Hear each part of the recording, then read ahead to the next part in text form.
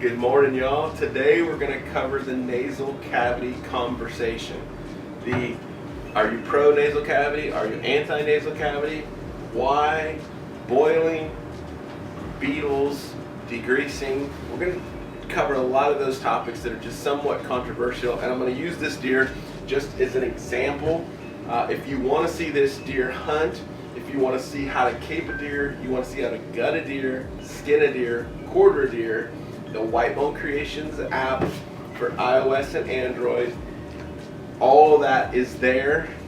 This is going to be how we do skull cleaning from this point forward. I am not allowed to skin here, so we're just going to start from this point, and then I will continue to share. Hang in there. Leave me a comment if you have questions on what I don't cover here, and I will absolutely address it in the following film. Thank you for watching. I'm going to start by getting my boiling system all set up. I've got my big Bayou boiler here hooked to the gas line on the house. I put a little 1 skull pot on there, fill it full of water. I'm now using a laundry detergent. Again, talk about full circle. Them little pods are just simple and easy, and they help just to do a little bit of degreasing. And then I get right into wrapping the antler with shrink wrap. Now this is just generic, buy over the counter, UPS store, Home Depot, Ace Hardware, wherever. And I like to just make a really tight wrap up about halfway up those antlers. The idea here is that I'm gonna remove any of that hot, soapy water, or essentially peroxide on the next batch from staining or discoloring, taking away any of that beautiful, iconic antler color. So I wrap as tight as I can. I cover it up with electrical tape from below the burr, across the burr, and then up the antler. Then I can just set that right in the pot and let it come to a boil. Now I always like to check and make sure my flame isn't going out around the pot and potentially burning my plastic wrap or my antler. So what I'll do is I'll push the pot back till the flame is coming more up the front than the back. Check it with your hands. If you can put your hand there and it's not going to burn anything, then the antler is good for sure. Next, I give my surface area a quick hose down just to keep anything from sticking. It's much easier to clean up a wet surface than it is a dry surface. I get my power washer in order, I get my bibs on, and then as soon as the skin starts to split on the nose of that animal, whatever animal it is, the top of the head, as soon as you get a little split and you can start to see bone, it's time to start power washing. Here, I like to spray into every hole and every orifice, with the exception on this film of straight down the nasal cavity. And we'll cover that as I move further along. Let's get to washing.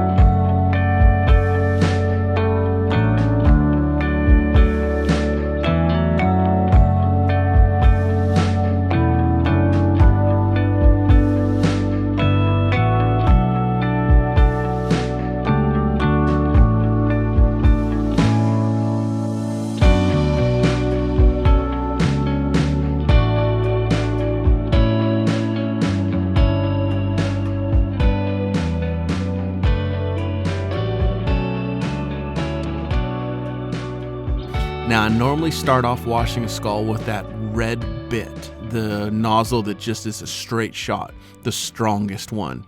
And about midway through I change it to the yellow bit because I'm trying to be delicate on 2 places on this skull. Number 1 is right here, this little fin below the eye socket. I'm gonna show you a quick little trick too. I'm gonna put that nozzle using the fan right in that little hole below the eye socket. And I'm gonna blow the entire brain out from this side, 1 shot. Once that's out, I just continue to wash with that fan nozzle. I'm not sure the percentage, maybe 15 degrees or 25 degrees, but I'm only using 2 nozzles, the red tip and the yellow tip. I just have gotten rid of everything else and I just used those two. So on this skull cleaning film, I'm leaving the nasal cavity in there for the first part of the film, and I'm gonna leave the earbuds in just because I'm trying to prove a point of why I do what I do. Now, I'm not trying to tell you it's my way is for everyone. This is just the way I like it from a sanitary standpoint only. I am also very much in the business of turning around skulls. So by filming this one and then leaving the nasal cavity and the earbuds all in there just to kind of show and give you an example, it took an additional 35 minutes. I can normally do one of these between 18 and 25 minutes, and this one was well over an hour, and part of that is setting up cameras and whatnot, but it takes very, very long. You're adding a lot of time to leave quite a bit of detail in the skull.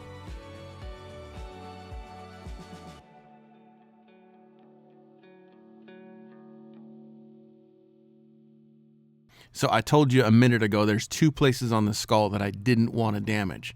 Number one was that little fin underneath the eye socket there, and then the nasal cavity that you can see on the outside of the skull, right below the eye socket there. That was the other place I didn't want to damage. Here, because we're gonna leave the nasal bones in there, I'm gonna try and slide this cartilage piece right out of the center of those nasal bones. So I take these long forceps and I just little by little try and work it out of there, along with all that sinus tissue that's up inside there. You got to be really delicate to slide it out. For whatever reason, this is much easier on a whitetail. For me personally, a young mule deer is the most difficult one to do this to. Then I flip it over, and where that cartilage connects in the back, I use the forceps, I get in there and I try and work it out. I know some people use a really long knife. They go in there and they cut that thing. And then I use the fan nozzle and just try and do a real soft kind of blowout of the inside of the nasal cavity there. Once that's done, I'm going to put it into the color batch. I'm going to add maybe a quart of this aqua silk to my already boiling soapy water. I'm going to give it about 5 minutes to just lighten this skull and then get rid of all that loose debris. Then we'll address the next section. Something else real quick. I like to make sure that skull is at least 1 inch in the water below the crown. So you can see I'm using my finger here, but I want that crown of that animal at least 1 inch below the water. I have found that fat and all that stuff will rise up within about 3/4 of an inch. And if you don't get it down there a full inch, there's a chance that you could stain or oil up the crown of that deer.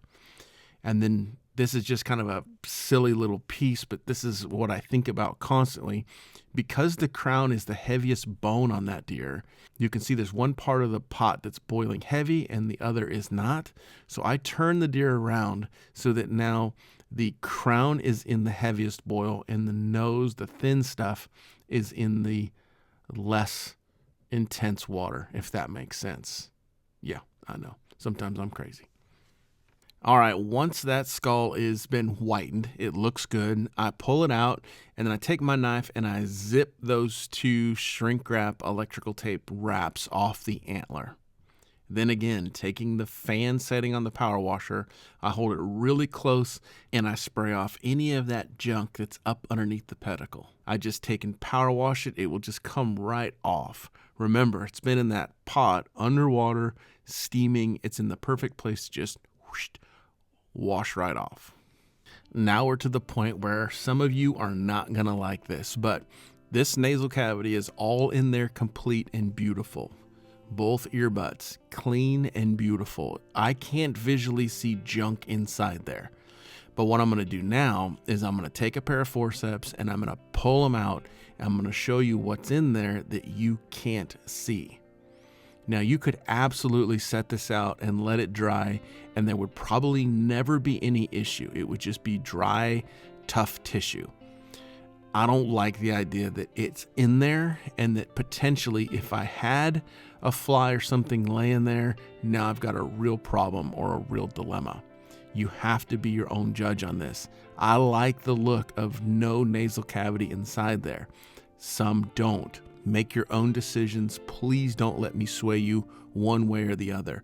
But you can see what's coming out of the nose, and you can see what's coming out of these earbuds. Those are probably the easiest decision maker to just get them out of there. I want that thing to be wallowed clean and smooth and have 3 beautiful holes just like a bowling ball in the back. This is all the junk that was up in there after I got it visually clean for myself.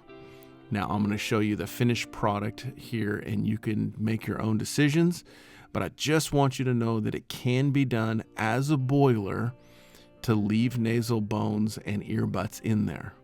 You will get a superior cleaning if you use Beetles, but you are going to have some degreasing issues, and then there's always the dilemma of time.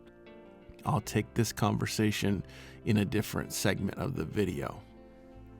All right, moving right along, I rinse it all one last time, set it in front of a fan to dry, and then in 24 hours, I coat it with flooring mop and glow. Just one thin, yep, sound effects are free, right on top of that skull, and then let it dry. In 10 minutes, you have a beautiful finished product ready for the wall.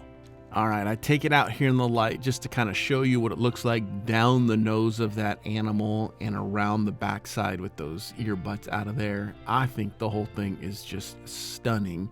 And of course, it's really bright light, so it almost looks like too bright, if you will. A lot of that's just the lighting from being outside. From here, I clip in a Krennic skull mount and my little locking ID tags. These say Whitebone Creations, and I have them numbered 1 through 1,000. They're called nylon locking tags, and I buy them from Uline. And then that skull is ready to ship.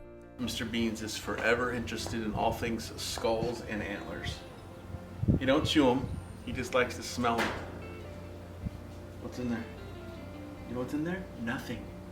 No sinus, no earbuds, nothing. I hope this helps answer some of the questions. I get a lot of questions about nose curls and damaged bone because of boiling. This bone is, I think it's structurally 100%. I don't think anything was damaged with this bone in this method. With every skull, I give a Krennic mount and one of these. If somebody wants a more expensive mount, then I'll refer them to whoever, the Skull Max or the